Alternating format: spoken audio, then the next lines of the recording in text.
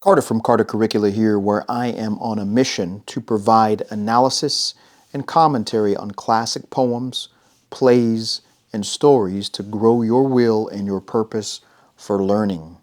Typically, we are doing learning series in learning texts, classic learning texts, but we're going to break from that and we are going to take a look at a poem for this particular series that will start for our analysis and commentary on classic poems. We're going to take a look at Claude McKay. We're going to take a look at probably about 5, 6, maybe 7 poems of his, make sense of those so that we might be able to grow our will and our purpose for learning. Claude McKay, the first poem that we're going to take a look at is America. We'll observe the text and then we will go ahead and make sense of that text after we've observed it, providing a theme for the text and giving some ways in which we might be able to utilize the text in our lives so that our learning and our will can grow, our purpose can grow beyond the limitations that we currently have. All right, let's go ahead and let's take a look at this poem. Although she feeds America by Claude McKay. Although she feeds me bread of bitterness and sinks into my throat her tiger's tooth, stealing my breath of life, I will confess. I love this cultured hell that tests my youth. Her vigor flows like tides into my blood, giving me strength erect against her hate. Her bigness sweeps my being like a flood. Yet as a rebel fronts a king and state, I stand within her walls with not a shred of terror, malice, not a word of jeer. Darkly I gaze into the days ahead and see her might and granite wonders there, beneath the touch of time's unerring hand, like priceless treasures sinking in the sand. Wow. Let's observe this text. In line 1, we have consonants, really cleverly placed consonants there. We see personification take place of America. America is seen as a she. We also take a look at the rhyme scheme and see it's AB, AB, CD, CD, EF,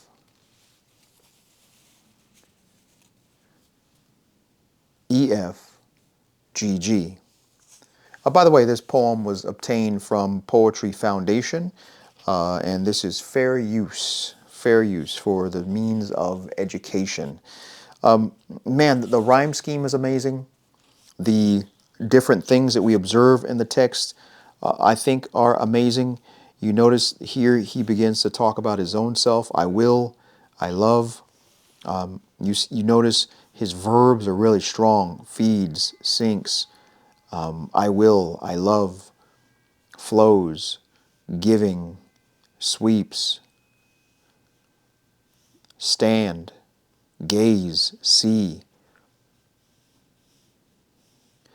Amazing use of verbs here. And then you also see a pattern of paradox, right? You see paradox taking place, one thing taking place, but then the other thing also being true. Paradox is here.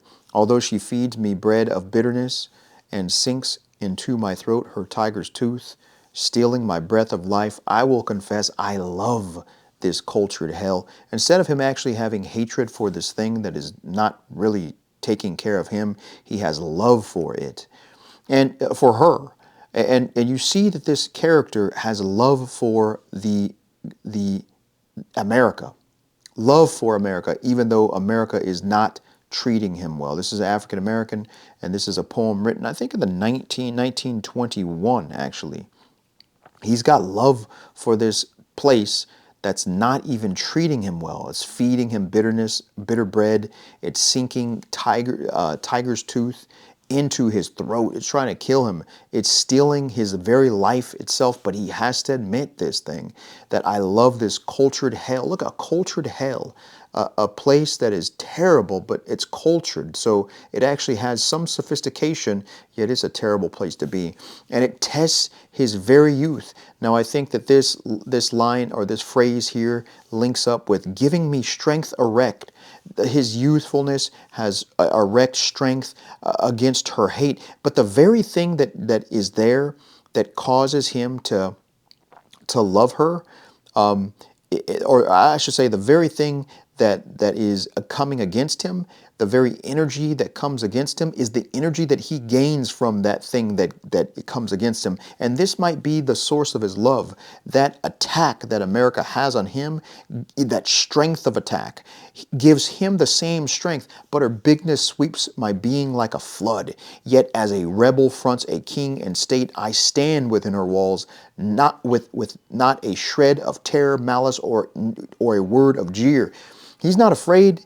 He doesn't have anger. He's not going to mock this America. He's just going to stand in her walls with none of this stuff. And he sees the days ahead. He actually has the ability to look forward. He's in a context, a situation where the speaker is not having things go his way.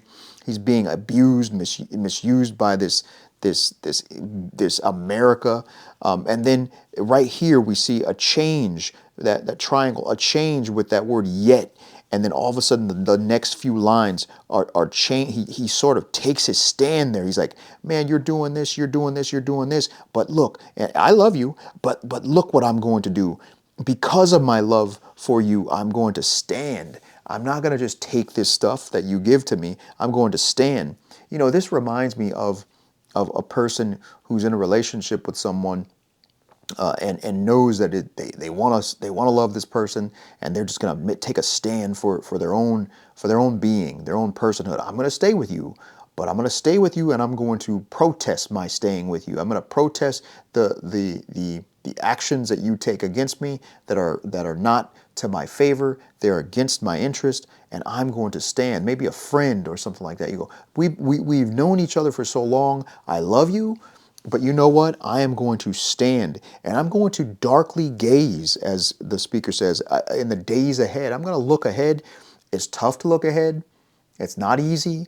It's dark. It's cloudy ahead.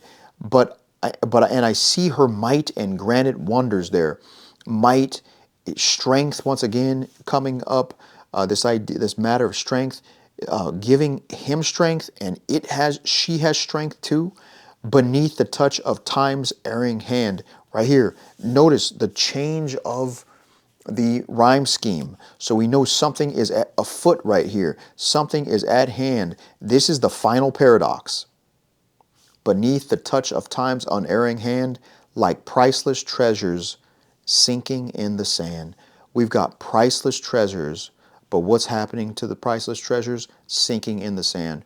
This place called America is causing all types of despair, but in the despair, there's a love and a hope. And so what we find from this poem is that hope and despair coexisting sparks passion. Hope and despair coexisting sparks passion. It's like the yin and the yang, the polarity of the hope and despair. Living side by side actually can spark passion. And in this instance, we're talking about passion for a place. And we see in my response, we see that imperfection is part of life. Take the good with the bad, right? So there are good things and bad things that take place in whatever situation that you're in, especially in your own learning. Take the good with the bad. Nothing exists in perfection. Passion may come as a result of imperfections. Just understand that those imperfections may breed a passion in you that you never thought would be there. The same thing that is causing you the pain, the same thing that is causing you the frustration, the same energy that's being brought to you is the same energy that you can use to stand against it. As a country, America is able to handle the honest truth about itself.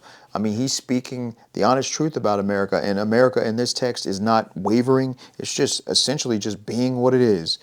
It is our right to speak on both good and bad of the country we love, or the person that we love, or the thing that we love, the situation that we love. We should adopt such an openness to the polar way people think of us. When people think of us in that sort of way, we need to be open and we need to be okay with the fact that somebody might have hope and despair with us. And that same hope and despair that they have with us, they can actually have, we can help spark someone's passion because of that duality, that polarity that we might actually live in and with in someone else's life. So as we could see from this text, we see an individual who's baffled by his love and his hate for his country, but no matter how much he has hope and despair standing side by side, he's using the strength of and the energy of the negative treatment that the country is given to him, and he's going to use that for the good. Use that for his own good, for him to actually stand against that treatment. And he knows that in the future, in the end, it's going to be a priceless treasure sinking in the sand.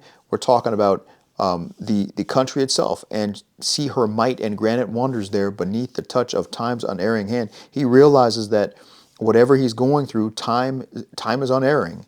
Time does not have an error, and so he's there for a reason. It's like priceless treasures, though, and it's going to sink in the sand, but he's standing there with it. He said he's going to stand. I stand within her walls, not not a shred of terror, malice, not a word of jeer. This passage is absolutely stunning. It's breathtaking. It's breathtaking because hope and despair coexist to spark passion, and hopefully you might be able to live with the polarities in your life, and those polarities might spark passion in your life.